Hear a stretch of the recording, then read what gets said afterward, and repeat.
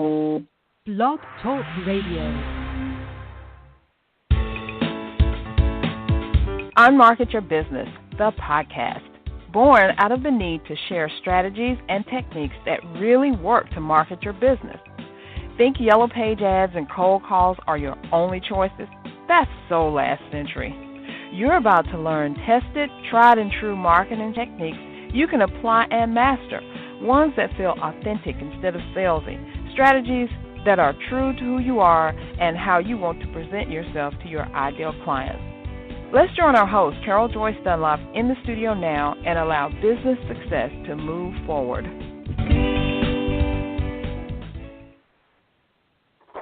Good morning, everyone. How are you? I hope you are awesome on this cold December morning. I'm in formerly known as Hotlanta. Now it's known as Snowlanta, and I am snowed in, and I decided to do a very special episode with a colleague of mine that I've known for a good while, Marie Fratoni.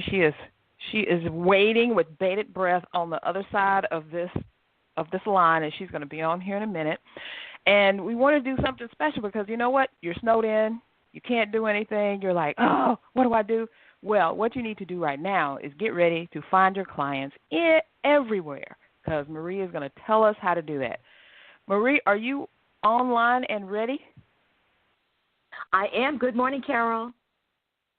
Good morning. Thank you so much for getting up out of your snowy bed and coming and joining us this morning. My pleasure.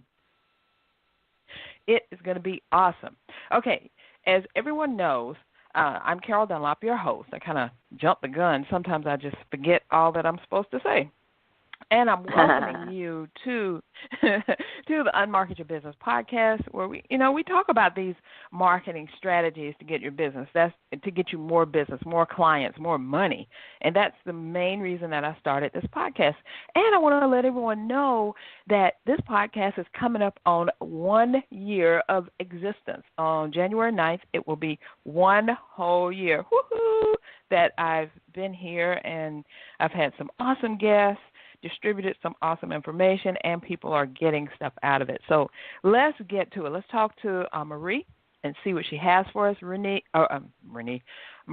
please tell us a little bit about yourself, and then we're going to go in and find out how we can get clients everywhere. Well, awesome. Thanks so much, and congratulations on your success. Thank you. I have been really at this work for a long time, and I am very committed that women prosper. That is my stand in my life and my business. And it's not that I don't want men to prosper, but it's like I really want to rally around women to say it's time. It's time to step up. It's time to build. It's time to grow. It's time to make more money and just become the leaders that we're actually meant to be. And what I've been doing is I've been working as a professional coach and consultant for many, many years, and I'm a professional speaker. And I love what I do. It's taken different iterations through the years. But, I have really found a home in working with entrepreneurs, really smart, talented people who really want to make a difference, who want to really leave an impact, make an impact in their life, and to really do the things that really light them up and make a difference for so many others. I love that. And I love the fact that you say you like working with women and you want to see women prosper. It was so funny. I had a conversation with an accountability partner last week, 2 weeks ago, and we were coming up with our, how you're always continually changing your branding. I don't want to say changing, but tweaking your branding, really being laser focused on what you want. And we were having a discussion about should we put women in our label, our USP? Do we help women entrepreneurs or whatever?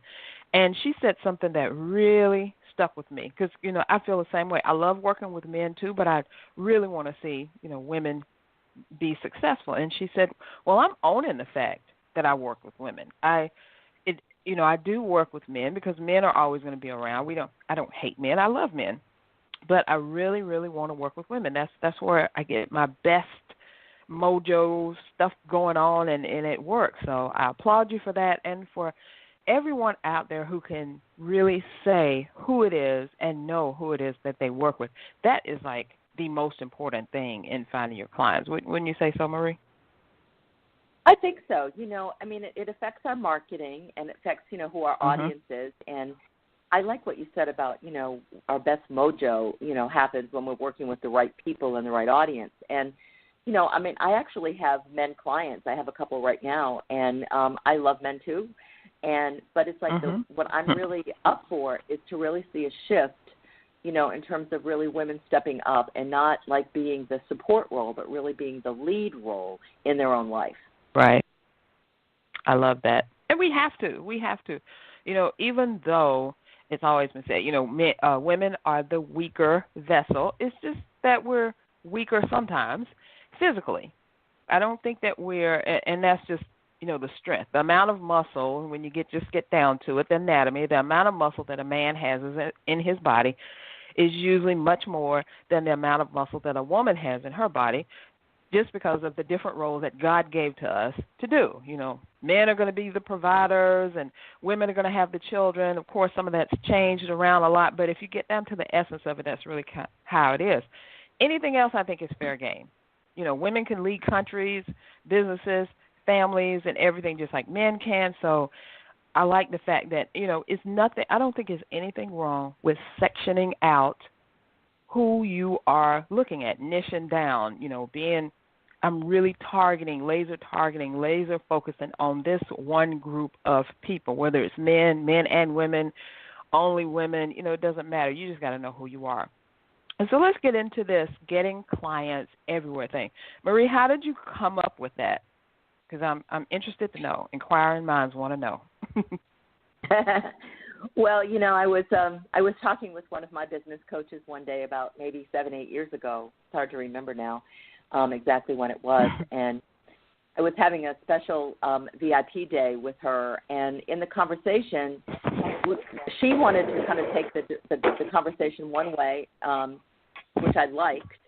And what really got present was like, she said, you're really great at connecting, and she said, you are one of the best networkers that I've ever met in my life, and you have communities everywhere.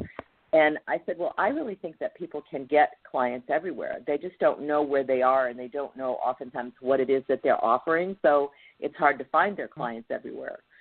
And then we just kind of laughed at the name, and then I just looked at her and I just said, get clients everywhere. And I said, that is the name of my business. I've been doing the same work for many, many years, but I rebranded to the name of that business and really created a company inside of that brand about 7 or 8 years ago. And I do think that people really can find their clients pretty much everywhere. I mean, nothing is like full 100%, fail safe. But I think if we really know who we are, and we know what it is that we do, we also know what it is that we don't do.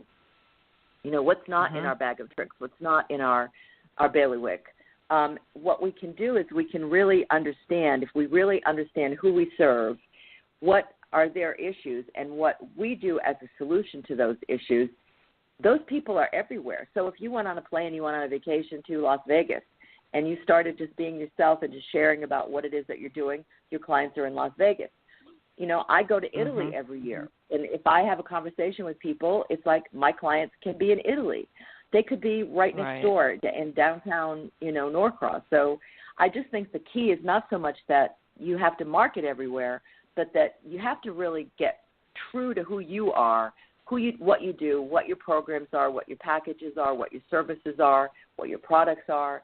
And when you can talk about those confidently and clearly, then people show up. They come out of the woodwork and say, I like what you said, and I think you have something for me, so let's have a conversation about working together. Exactly. You are so right about that. I was actually on a training the other day, and the coach who was leading it was saying that she can tell if a person is for her, meaning going to be in her tribe, someone that she could potentially work with, within 2 minutes of meeting the person and talking with them. And I think if we could get that clear, now we may not know in 2 minutes, it may take us some time, but I really resonated with that because usually I can tell within a few minutes, I wouldn't say 2, but within a few minutes, if someone is right for me. As a matter of fact, I was on a virtual coffee call, and I love to do those virtual coffees because you can do them anywhere. You can do them on phone. You can do them Skype, whatever.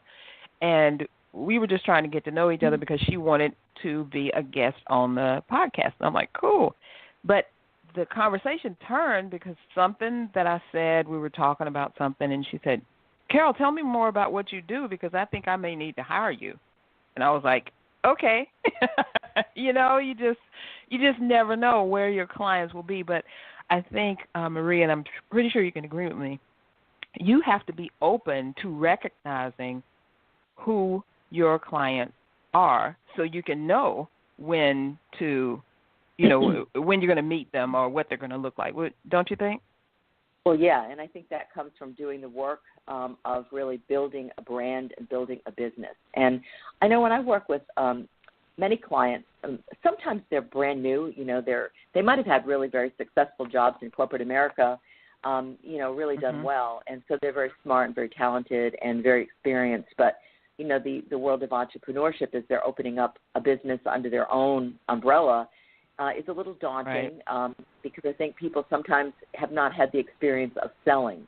And, sales is a big piece of being an entrepreneur. We've got to obviously get clients to right. be able to deliver what it is that we do. And I think there's a lot of people that really have not really, they just want to go out and sell, or they want to go out and just start talking to people about everything that they do, but they don't really, if I say, well, what's the name of your program? They haven't named it. And I always say to them, well, when people have a child, they usually name the child so that they can be distinguished from one of the other kids in the family. And so it's if I look at how I name my programs, they will either speak to certain people or they won't. But if I just say, hire me for 6 months of coaching, they might want to do that, but it's there's no name, or if they want to hire me for something. So I think that we have to really go inside, and we have to do, I think, both the inner work and the strategic work to say, what is our business? What are our components of our business? Where do we get our money? Where do we get our clients? What distinguishes this program from that program? And how are you going to offer that so that the right people will start to show themselves up? And, that's not always an easy job. I have a lot of respect for people that are just starting because, when I first started, I didn't have any of that in place.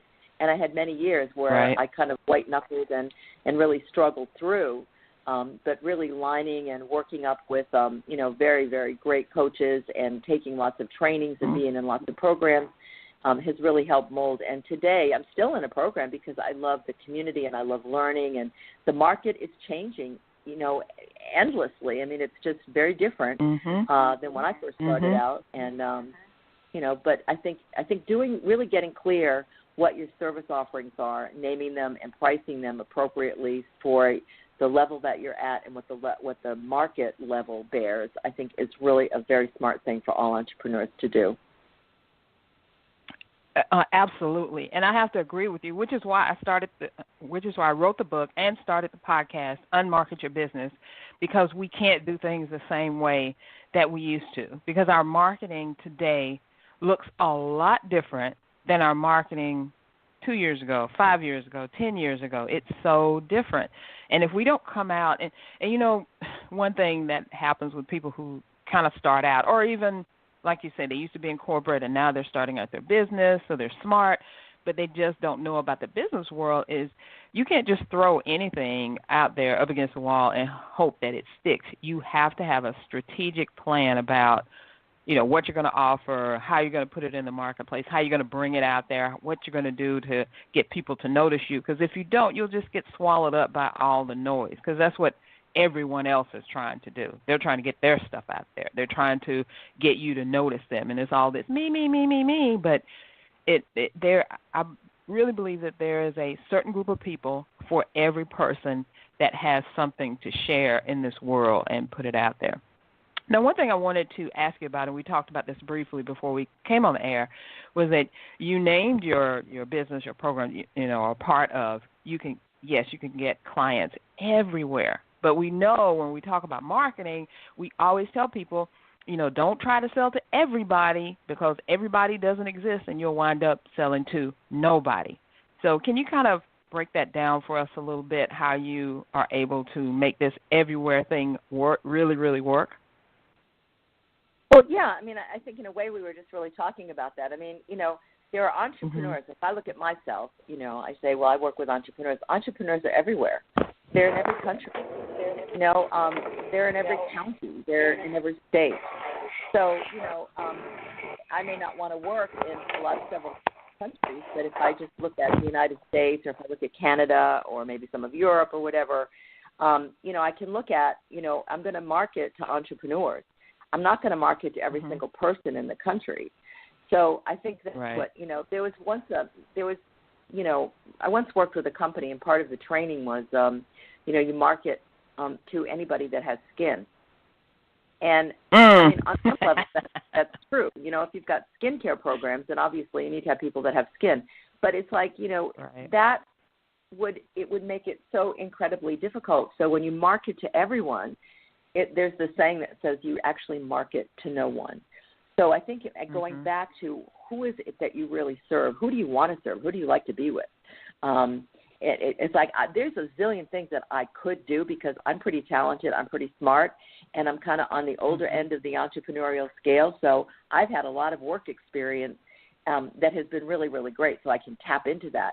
But if somebody says to me, do you want to, we have a really great opening to sell vacuum cleaners, would you like to, work with our team and help them grow?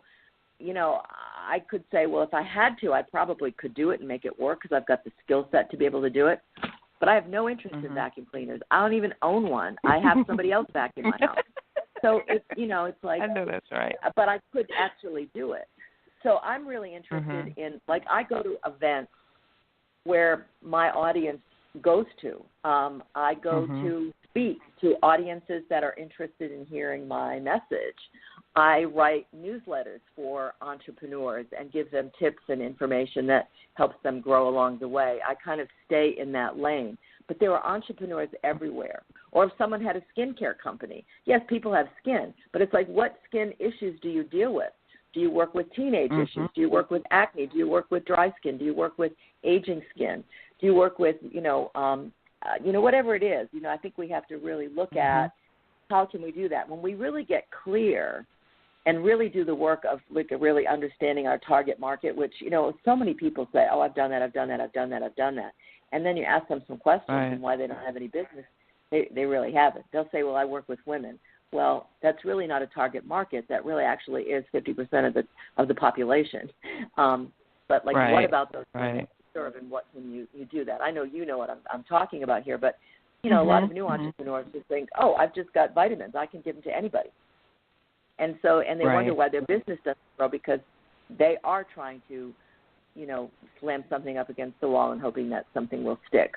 And it just makes their life harder. Doesn't mean that it couldn't happen, but it just, why make it harder? I say, quit being the Lone Ranger, stop suffering in silence, stop trying to power through making it work, and align yourself with people that can really help support you and make your way easy. Right. I applaud you for saying that because I don't know. I think let's just stick with women entrepreneurs. When we're in corporate, we are so, I guess, sheltered by the corporate, egg that we're in. Whatever business we're in, we're kind of sheltered by that because even though we're on this career track to move up in ranks and, become a manager, director, and so forth, the corporation itself has these trainings that that women are scheduled to go to, and I'm just going to say women, of course it's men too, but that their employees are scheduled to go to help make them better at their job, right? So you go to these trainings, you go to these conventions, you go to these sessions and things like that to make you an excellent employee for that company. So then you get out of that and you say, oh, man, I could do this. Let me start my own business. And then you get out and then you're like, okay, what do I do? All right, I know that, this is the idea that I have, and you just run full force ahead thinking that you have all the answers, and you really don't. You have to get input from colleagues, coaches and experts who are pretty much already doing what you want to do, have done what you want to do, and are in the process of formulating something so that they can give you some expertise and kind of reach down and help you. And I just think that we shouldn't be afraid of that. Don't be afraid of asking for help, searching for help. Because, Marie, you and I, same thing. We're looking for coaches. We're looking for experts. We're looking for mentors who can help guide us along the way. Because, like you said, we don't have to be a lone ranger. We're all in this together. I don't care if we're all looking at the same audience. We each have something unique to bring there. Marie, could you give us like a couple of tips, I guess, to help us know? You've given us a lot of information, but to help us know really how we can focus in on our niche, our people, our peeps, as I like to call them, so that we can stop, throwing things against the wall and stop being so broad. How can we kind of do that? Well, I think there's a couple of ways to go. It's like, one of the first questions I just ask people is like, who do you like? Who do you like to work with? And, like, what are the kinds of problems that you like to solve that you think you have, some mastery in and that you can really make a difference? That's one thing. I think the other piece is really understanding what is it that your offerings are. Like, what's your service about? What's your company about? And what are the problems that it solves? What are the solutions that it provides for people? And then you really look at, who are the people that have the issues that your solutions will, provide and make a difference for. And you've really got to look at, creating almost like a particular person. Now, one of the things, I'm going to give people a shortcut here. But this is something that I learned on my own, and I speak about it a lot now. It's like oftentimes our ideal client, our target market is ourself. Because we usually sometimes created a business because of issues that, we've had that we tried to transform. I mean, I didn't understand marketing. I understood sales very well. But sometimes I would try to sell to people that had no interest in what I was doing, or I didn't even know if they had an interest or not, or if they had a pulse or not, or whatever. But I would sales power through it. But I didn't really understand how to market to people to get them to actually want or listen to what it is that I wanted to do. And I think that's something that is, people don't take the time to really look at it. And, if you said to me, Marie, who's your target audience, who's your target client, she's got a name, she's got a physical description, I know where she lives, I know how many kids she has, I know whether she has pets or not, I know what she's dealing with, I know that she's, really making some pretty decent money, but not enough to really make it all work. And she's got one foot in corporate America and one foot inside of her business, and kind of, afraid that she might not make it with her business, so she can still jump back into corporate America. She's afraid that she's going to have to pull her kids out of private school because she really can't make the tuition payments. She's going to sell that second car. There's a lot of things that they're doing. She's cutting back on her cable and, leaving lights off in her house to save, extra pennies. Because that's what my clients actually tell me that they're doing. They're not doing expansive kinds of things. They're actually doing restrictive kinds of behavior, which will actually help keep you small. So, I've developed that, for lack of anything better, avatar, several years ago, and I keep tweaking it because I keep learning things from my clients, and I listen to what it is that they actually say to me, and I use what they say to me in my marketing, and that actually has really made a difference. But a lot of people just say, well, I work with, women over 50. Well, great. Well, what is it that you do with them? What are they struggling with? What are they dealing with that would have them hire you?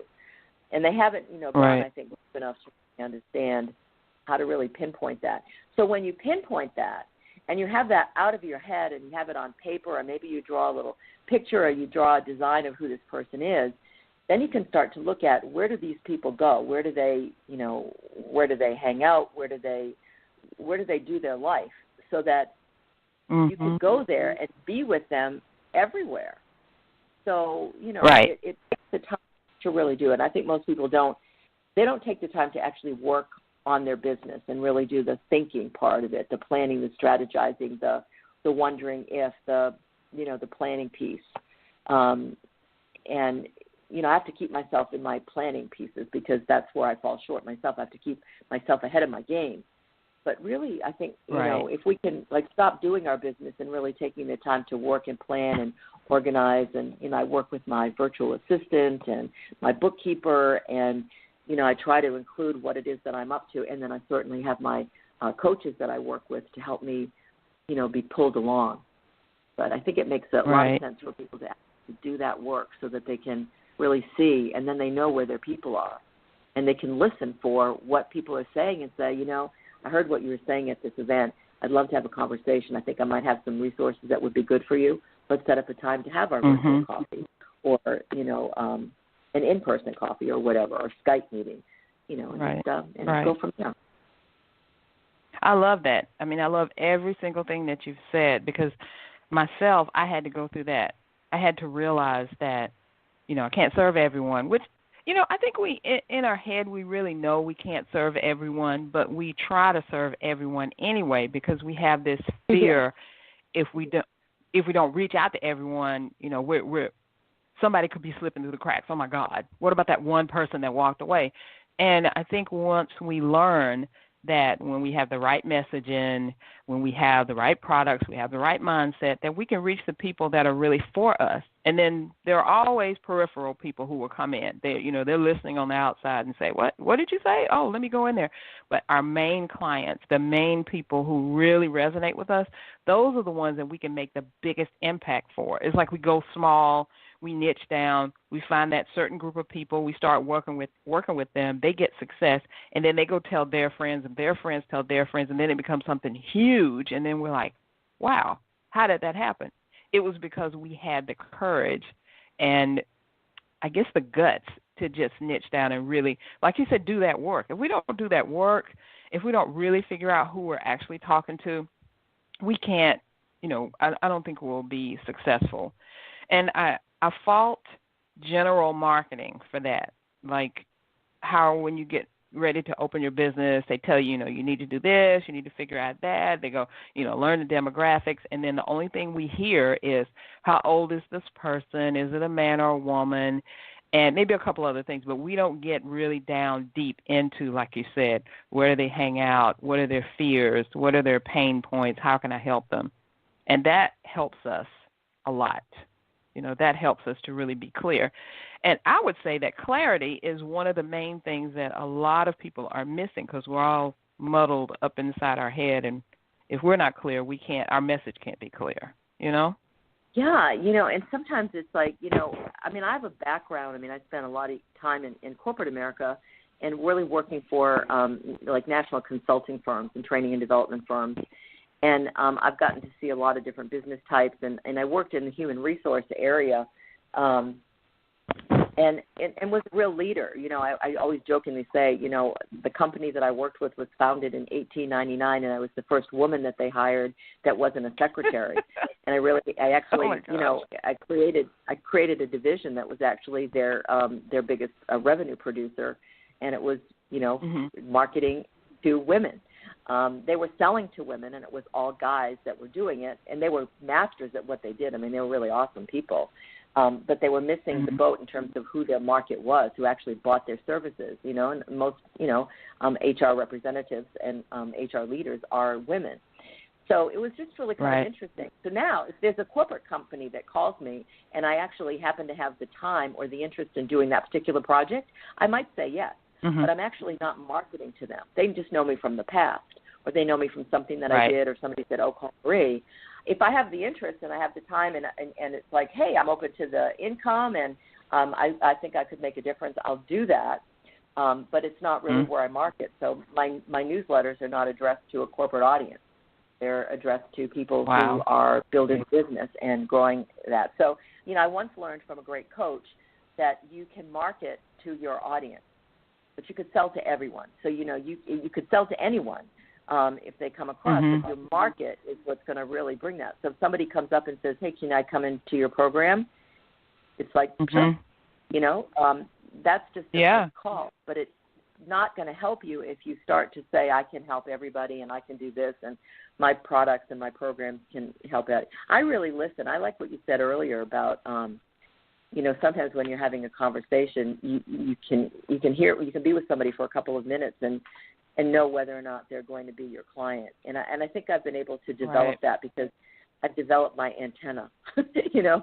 And it's not like everywhere I go I'm looking to sell something, because that really isn't who I am. But people just tell me. I mean, if I'm at a networking group or I'm at a conference, you know, people are saying that's one of the biggest problems they have is that they think they're really good. They know that they can help people, but they just don't have enough clients to make it work.